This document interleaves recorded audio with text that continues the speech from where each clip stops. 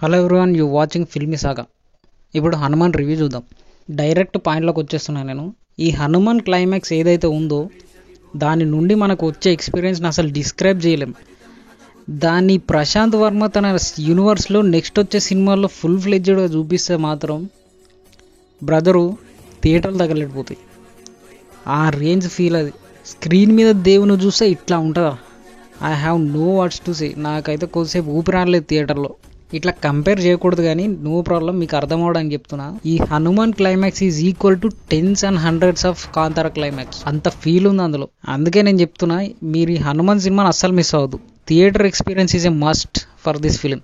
మీరు Hanuman devotees, Sriram devotees అయితే మాత్రం ఫ్యామిలీని తీసుకెళ్ళండి థియేటర్కి. Every one is just going to enjoy this film. So okay, ఇంకా ఈ క్లైమాక్స్ నుంచి కొంచెం బయటకు వద్దాం.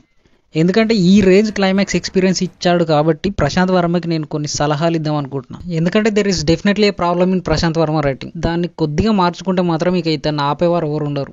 ఇందులో స్పాయిలర్స్ గీలర్స్ ఏం లేవు. ఎందుకంటే క్లైమాక్స్ తప్ప మిగతా సినిమా గురించి ఎంత ఓపెన్గా మాట్లాడుకున్నా ఏం ఫరక్ పడదు. ఎందుకంటే అక్కడ ఏం లేదు. సో నేను ఇప్పుడు ప్రశాంత్కి డైరెక్ట్ మెయిన్ ఇంపార్టెంట్ పాయింట్ చెప్తున్నా. ఏంటంటే ఈ ప్రశాంత్ వర్మ రైటింగ్ స్టైల్ ఎలా ఉందంటే, మన మీమ్స్లలో ఉంటారు కదా క్లాస్ టాపర్స్, బుక్స్లలో ఏముందో యాస్టీజ్గా దించి పడేస్తారు. ఈ ప్రశాంత్ వర్మ కూడా అలాగే చేసిండు. ఆ screen play pattern, script writing pattern, మొత్తం ఆ రూల్స్ అన్నిటిని బట్టి దానికి తగ్గట్టు యాస్టీజ్గా దించినట్టుంది. హీరోయిన్ ఇంట్రడ్యూస్ చేయడం, హీరోయిన్ రాగానే పాట పెట్టడం, అందులోనే లవ్ స్టోరీ. మళ్ళీ సేమ్ గదే ప్యాటర్న్, హీరోయిన్ హేట్ చేయడం. ఎంత బేసిక్ రొటీన్ స్టోరీ అది. ఎన్ని సినిమాలో చూడలేదు దాన్ని.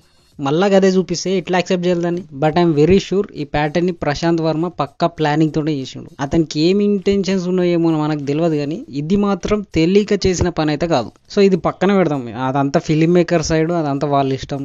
కానీ యాజ్ ఎన్ ఆడియన్గా మాకేం కావాలి? అసలు సినిమా ఎలా ఉంటే మేము ఎంజాయ్ చేస్తాం?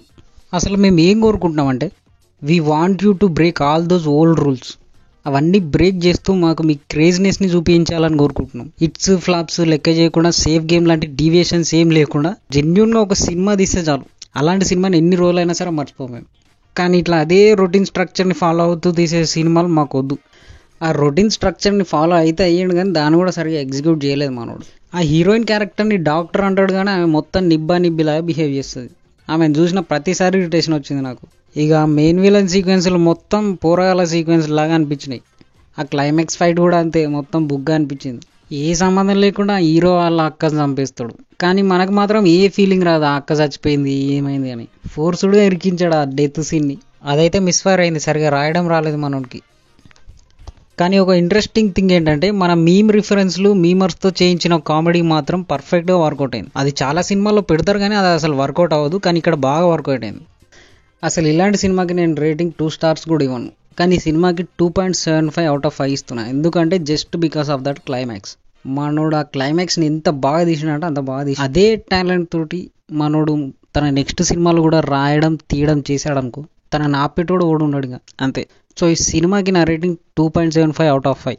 ఇదే హనుమాన్ సినిమా మీద మా ఒపీనియన్. రివ్యూ నచ్చితే వీడియో లైక్ చేయండి. అండ్ ఇంకా ఇలాంటి జెన్యూన్ రివ్యూస్ కోసం మా ఫిల్మీ సాగా ఛానల్కి సబ్స్క్రైబ్ అవ్వండి. Thank you.